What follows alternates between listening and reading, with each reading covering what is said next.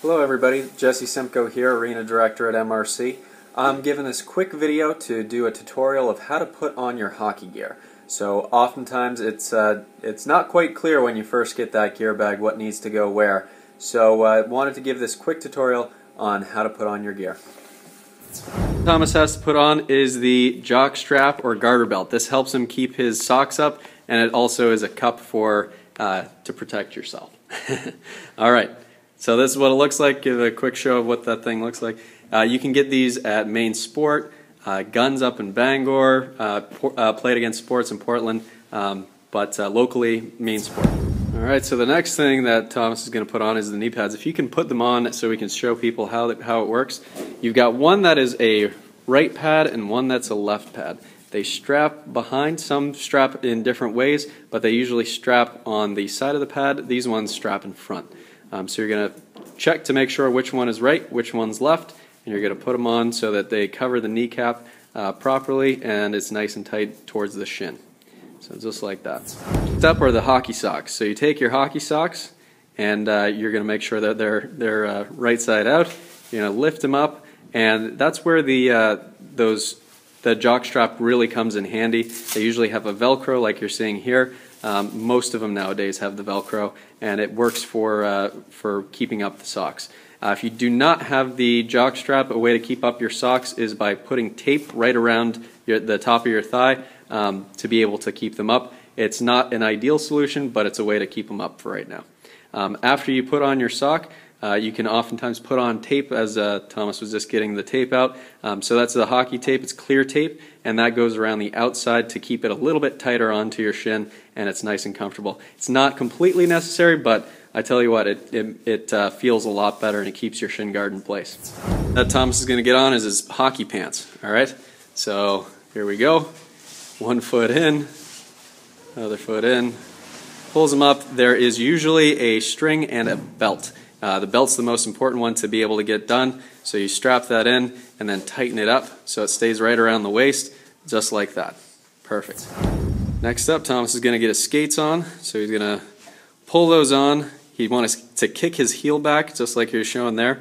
As you're tightening your skates, you want to be able to, it's going to be just nice and comfortable down low, and then as you get close to the where your ankle bends, so right there, you're going to really start cranking nice and hard. You want them nice and tight so it keeps your heel right in the back so you don't get any blisters, and it also makes your skate work a little bit better and easier. So he's tightening those up.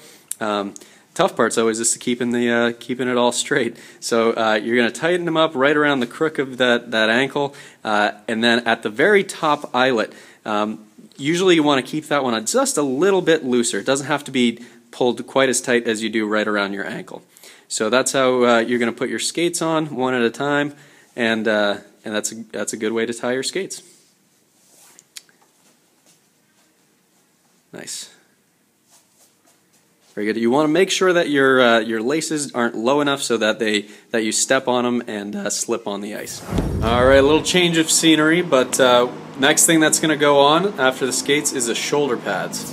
Thomas got his shoulder pads on. He's going to strap them up. So you've got the arm straps, so one goes around one arm, and then another Velcro goes around the other arm. After you got your Velcro straps, you can get the chest. So it's going to pull from the back on each side to get that strapped in. Alright, just like that. Next up are the elbow pads. There are two. Again, just like the shin pads, there's a right and a left, so you want to make sure they put them on the right sides. And also you want to make sure that they're the proper way up. Usually the thinner part is going to be down on your forearm, and the top part that's usually a little bit more floppy is going to be up on the top part of your arm. So he slides it on.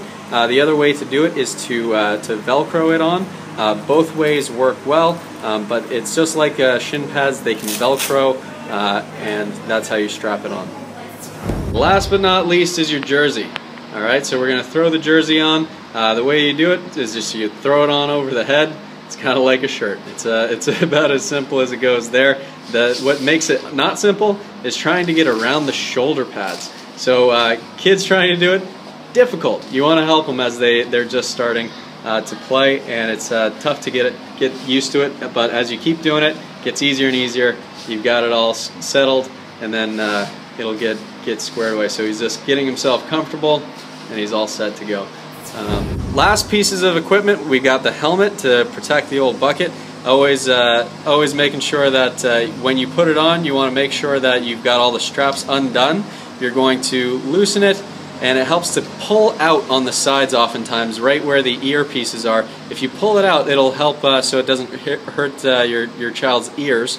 And then usually what you do is you strap the one that's underneath first. You'll strap there to make sure that's underneath the chin. Then you've got two that are connected to the front part. That's going to that cage is going to help protect them from getting hit in the face, and those snap around the back just like that. So he's got it. You want to make sure it's a nice, secure fit. You don't want to have a lot of wiggle room if possible, and you want to make sure that everything looks good there. All right.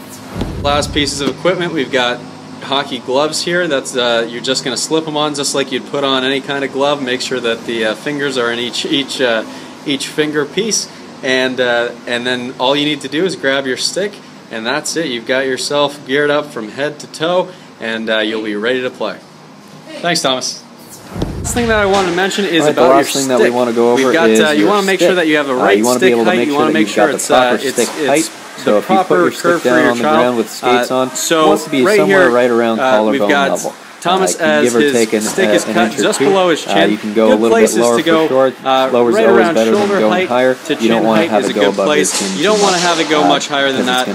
You want to make sure that your kid can bend his knees and still have the stick. So the other thing is he has a right-handed stick. If your right hand is on bottom like Thomas's the curve that is going then off he's going to have a right-handed stick that's going to have the blade, that bottom piece, curl to the left. So if he has his hand switched, then he would going have so that if you're this would be his forehand, and so he has a right hand on the bottom. That's called a right-handed stick. If he had his right hand on top, it's good to then he'd want to have the curve going the other way. So it would be a left-handed stick. Thank you again for being able to watch. So those are the basics behind getting your kid geared up. Thank you again, and look forward to seeing you on the ice.